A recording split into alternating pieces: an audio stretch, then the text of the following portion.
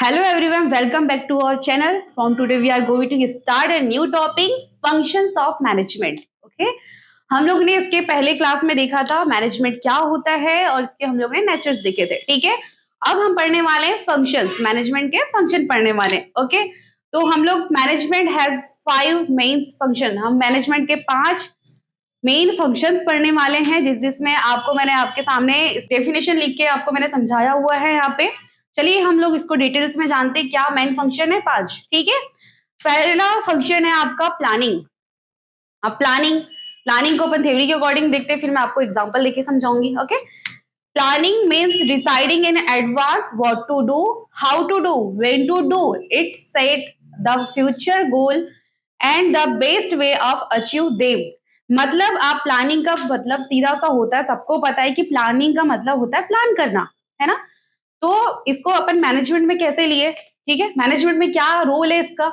तो हम लोग देखते हैं कि ये फंक्शन को इसलिए लिया गया कि कोई भी आप ऑर्गेनाइजेशन चलाते हैं उसको पहले आप गोल डिसाइड करते हैं. ओके, तो आपको गोल को अचीव करने के लिए एक प्लानिंग की जरूरत पड़ती है कि हम ऐसे करेंगे तो हमें ये अचीव होगा, ये ऐसे, मतलब सारी चीजें आप प्लान करके चलते, है ना, प्रोसेस बाय प्रोसेस. तो यही चीजें होती है आपकी प्लानिंग में. ठीक है, तो प्लानिंग का मतलब होता है व्हाट टू डू, क्या करे, ठीक है, हाउ टू डू, कैसे करे, व्हेन टू डू, क्यों, मतलब कि कब करे. ठीक है, वही चीज है कि आपको जिससे कि क्या करे, कैसे करे, कब करे, कि आपको फ्यूचर में जो आपने गोल डिसाइड किया हुआ है अपने बिजनेस के, अपने ऑर्गेनाइजेशन के लिए, वो अचीव हो जाए.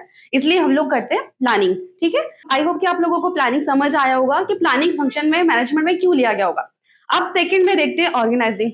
ओके, ऑर्गेनाइजिंग क्यों हुआ, प्लानिंग तो कर लिया, अब ऑर्गेनाइजिंग की जरूरत क्यों पड़ी. ठीक है, अब देखते हैं थ्योरी के according. Organising means arranging resources like people, money, machines and materials in a systematic way to achieve goals.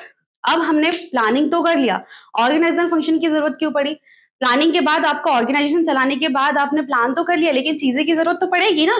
Like कैसा, पीपल, लोग की जरूरत पड़ेगी आपको, मनी, पैसे की जरूरत पड़ेगी, मशीन आपको ऑर्गेनाइजेशन उसमें काम कराने के लिए मशीन्स की जरूरत पड़ेगी, आपको मटेरियल की भी जरूरत पड़ेगी, जैसे आपने मैन्युफैक्चरिंग का काम स्टार्ट किया तो मटेरियल की जरूरत पड़ेगी.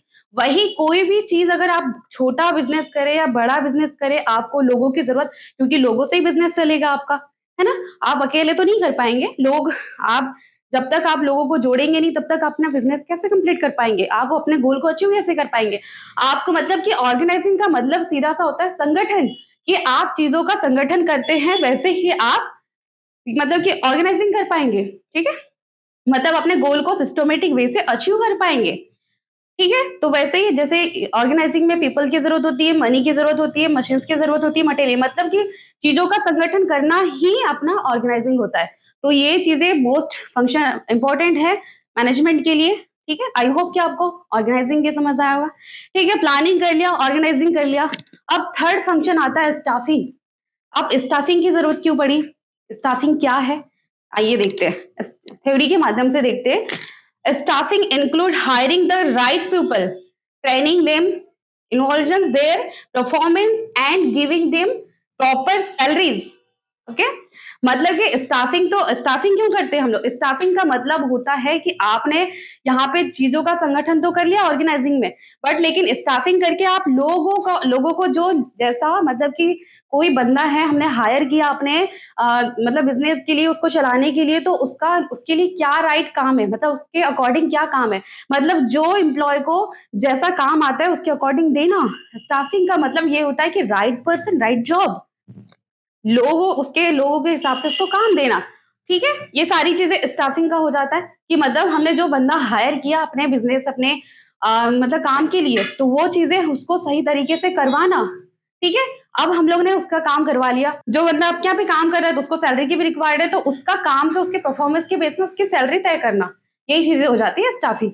ठीक है, अब हमने तीनों चीजें फंक्शंस पढ़ लिया, प्लानिंग, ऑर्गेनाइजिंग, स्टाफिंग. ठीक है, अब सीधा हम लोग क्या फोर्थ फंक्शन पढ़ेंगे, डायरेक्टिंग. ओके, डायरेक्टिंग का मतलब क्या होता है, अब डायरेक्टिंग को डिटेल्स में जानते हैं. डायरेक्टिंग हम लोग ने यहाँ पे स्टाफिंग में लोग तो रख लिया, उसके अकॉर्डिंग उसका काम समझा दिया, उसकी सैलरी डिसाइड कर दी है, बट लेकिन उसको डायरेक्शन भी देना भी तो जरूर. डायरेक्टिंग का मतलब होता है निर्देश करना, है ना? तो निर्देश हम लोग उसको डायरेक्टिंग देंगे, मतलब कि उसको निर्देश देंगे। उसको देखते हैं थ्योरी के माध्यम से। Directing means guiding motivation and supervising employees so that they work efficiently।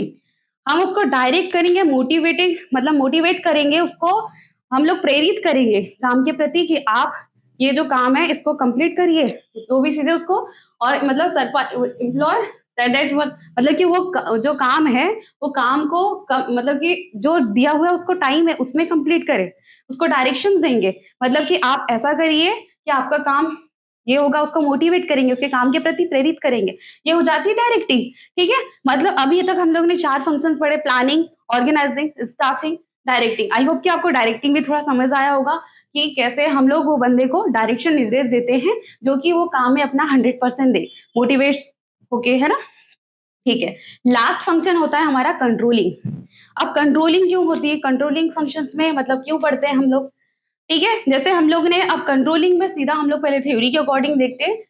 Controlling means comparing actual performance with plan goal and taking creative action if needed. मतलब कि कंट्रोलिंग का सीधा सा मतलब होता है, जैसे हमने स्टार्टिंग में हम लोगों ने कोई भी ऑर्गेनाइजेशन के गोल को अचीव करने के लिए प्लान किया था, तो प्लान के अकॉर्डिंग काम चल रहा है या नहीं, वो जो चीजें हम लोगों ने पहले से प्री प्लानिंग किया था तो वही चीजें हमें अचीव हुआ या नहीं हुआ, ये हम कंट्रोलिंग में आके चेक करते हैं। उसके बाद ऑर्गेनाइजिंग की, स्टाफिंग की और जो डायरेक्टिंग किया, तो कंट्रोलिंग में वो आउटपुट मिला या नहीं मिला, हमें वो गोल जो हम लोगों ने पहले प्लान किया था उसका जो मतलब आउटपुट है वो जो अचीव हुआ या नहीं हुआ, ये गोल हम लोग बाद में लास्ट में चेक करते हैं कि हम लोगों ने जो प्लान किया था उसके अकॉर्डिंग हमारी चीजें हुई या नहीं हुई। सीधा सा मतलब ये है कि कोई भी आप छोटा बिजनेस करें या बड़ा बिजनेस करें, तो आपको मैनेजमेंट के फंक्शंस के अकॉर्डिंग प्रोसेस करना बहुत जरूरी है। कोई भी चीज में प्लानिंग करना बहुत ही इंपॉर्टेंट है, क्योंकि आप जब तक प्लान नहीं करेंगे कि आप लोग जब चीजों को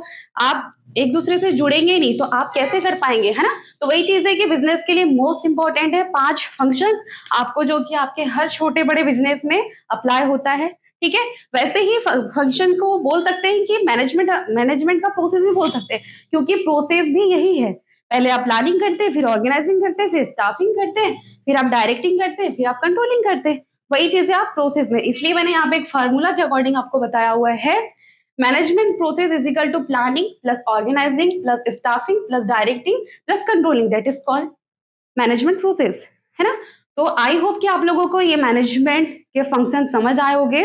आप लोगों ने वैसे ही इसका मैनेजमेंट प्रोसेस भी होता है, जैसे हम लोगों ने फंक्शंस के अकॉर्डिंग पांचों फंक्शंस को कवर किया, वैसे ही इसका प्रोसेस भी होता है।